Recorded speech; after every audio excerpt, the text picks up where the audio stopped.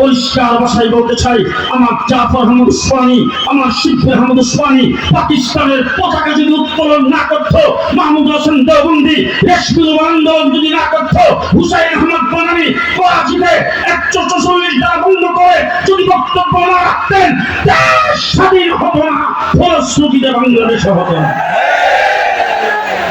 আমার কৌমি মাদ্রাসার ছাত্র হয়ে ইতিহাস ভালো করে মনে রাখতে হবে, আমরা কারা।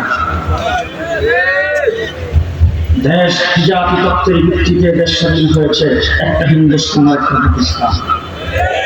এবার আমি আপনাদের কাছ থেকে জানতে চাই, আমরা পূর্ব পাকিস্তান ছিলাম, পাকিস্তানের অংশ, আমরা পাকিস্তানের অংশ কি জন্য হলাম বলেন? আমরা হিন্দুস্তান না হয়ে পাকিস্তানের অংশ হলাম কেন? আমার পার্শ্ববর্তী জায়গা ত্রিপুরা তা হিন্দুস্তানের অংশ হলো, আমার পার্শ্ববর্তী আসাম হিন্দুস্তানের অংশ হলো, কিন্তু আমরা কেন পাকিস্তানের অংশ হলাম? আমরা মেজরিটি মুসলমান হওয়ার কারণে পাকিস্তানের অংশ হয়েছিলাম।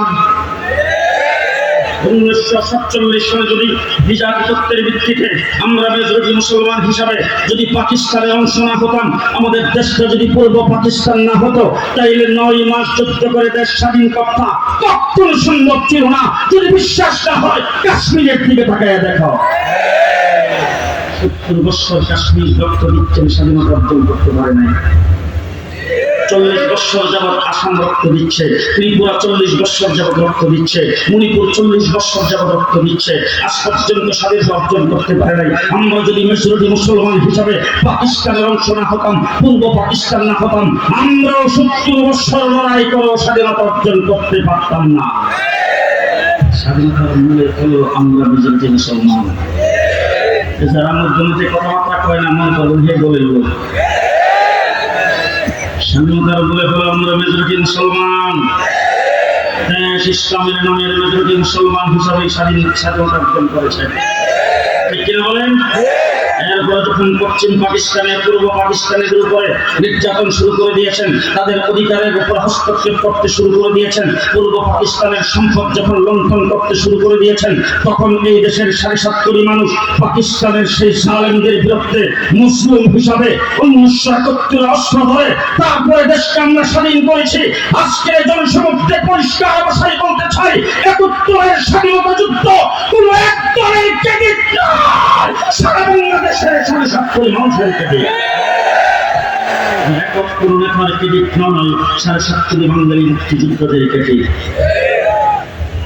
আমরা 71-এ স্বাধীনতা অর্জন করেছি, এরপর থেকে দেশ গড়ার কাজে কি আমরা নাই? বলেন আমরা নাই? গত ব্রিটিশ সরকার যখন ক্ষমতায় এসেছে, 15টা বছর পর্যন্ত দিনের বুধ রাত্রি করে বুধবিহীন সরকার কায়েম করে জগদ্দল পাথরের মতো জুলুম নির্যাতন করে মানুষকে জিম্মি করে গোটা দেশটাকে কারাগারে পরিণত করে তারা যখন ক্ষমতায় বসেছিল, আমরা 15 বছর লড়াই করেছি। আজকে বিএনপি বলবেন আপনারা নির্যাতিত হয়েছেন, জামাত বলবেন আপনারা নির্যাতিত হয়েছেন, আপনাদের নির্যাতনকে শ্রদ্ধা জানায় আপনাদের বুকে বুকি হয়ে বলতে চাই, আপনারা নির্যাতিত হয়েছেন। হাজার হাজার নেতা কর্মীদের বিরুদ্ধে মামলা হয়েছে, আপনাদেরকে গুম করা হয়েছে, হত্যা করা হয়েছে, আপনাদেরকে আক্রমণ করা হয়েছে, হাজার হাজার নেতা কর্মীকে জেলের ভিতরে ঢুকানো হয়েছে। আপনাদের 15 বছরের সমস্ত নির্যাতন একত্রিত করে দেখেন, আমার সব চত্বরে এক রাত্রির সমান হবে না।